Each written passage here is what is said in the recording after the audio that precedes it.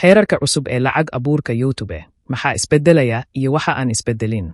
YouTube waxa ay haysaa warweyn oo loogu talagalay abuurayaasha iyo saameeyayaasha nuxurka. Dadka ku fakaraya inay ku biiraan adduunka abuurista muuqaalada iyada oo loo marayo YouTube waxa laga yaabaa inay la kulmaan caqabado cusub oo ay ugu wacan tahay xeerarka cusub ee lacag abuurka ee YouTube. Barnaamijka wadaaga fiidyaha ee online-ka ah ayaa ku dhawaaqay cusboonaysiinta lacagta cusub ee hoos timaada barnaamijka iskaashiga YouTube IP, kaas oo dhaqan geli doona laga bilaabo Julaay 1, 2025. Maxay yihiin xeerarka cusub iyo maxay yihiin kuwa sii ahaanaya? Hoos ka ogow. Maxaa iska bedelaya YouTube? Waxyaabo badan oo la soo saaray oo soo noqnoqda ayaa la beegsanayaa. Qiimaynta sawirka. Markii YouTube uu ku dhawaaqay cusboonaysiinta siyaasadda lacag abuurka ee soo socota, dadku waxay ka walaacsanaayeen isla taas. Si kastaba ha ahaatee, shirkaddu waxay caddaysay in isbedelada looga gol leeyahay in si wanaagsan loo ogaado waxyaabaha aan saxda ahayn oo aan la xakamaynin fiidiyowyada falcelinta ama duubista filimka. René Ritchie, xiriiryaha abuuraha YouTube, ayaa ku caddeeyay jahawareerka muuqaal sharaxaya isagoo leh: haddii aad aragto qoraallo ku saabsan cusboonaysiinta Julaay 2025 ee barnaamijka iskaashatada YouTube-ka ee lacag ururinta oo aad ka walaacsan tahay nooca falcelinta YouTube-ka ayaa saameyn ku yeelan doonta nooca kale ee falcelinta YouTube-ka.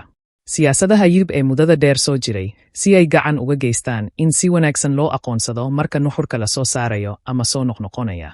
Waxa uu sharaxay in nooca nuxurka lagu beegsanayo cusboonaysiinta ay tahay walaxda la soo saaray ee soo noqnoqota ee aan horeba ugu qalmin lacag abuurka iyada oo la raacayo barnaamijka iskaashiga YouTube ee shirkadda IP. Intaa waxaa dheer, kuwa samaynaya casharada iyo vlogsyada waxay u baahan doonaan inaysan isticmaalin cajaladaha jira iyo qoraal ku hadal sheeko.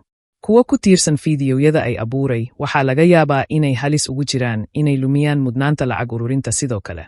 Maxaa ku sii ahaan doona YouTube? Xeerarka u qalmitaanka asaasiga ah ee YouTube-ka ayaa ah kuwa joogto ah. Qiimaynta sawirka. Xeerarka u qalmitaanka asaasiga ah ee YouTube-ka ayaa ah kuwa joogto ah.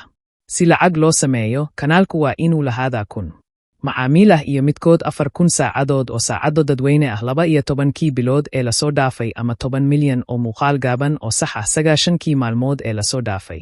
Falanqaynta, ururinta iyo kanaalada duubista si toos ah looma mamnuucin, laakiin abuurayaashu kuma tiirsanaan karaan inay goosgooska ka soo qaadaan ilo iyo dib u isticmaalkooda ama ay. Waa inuu jiraa wax aad ku darto fiidiyowyada. Talaabadan ay qaaday YouTube waxay timaadaa kadib markii ay kordheen kanaalada weji la'aanta ah ee ay ku salaysan oo soo saara mug ka badan qiimaha. Sidaa darteed, isbedelada cusubi waxay dib u soo celin doonaan waagii abuurayaasha kuwaas oo dhab ah, la aamini karo oo xamaasad leh.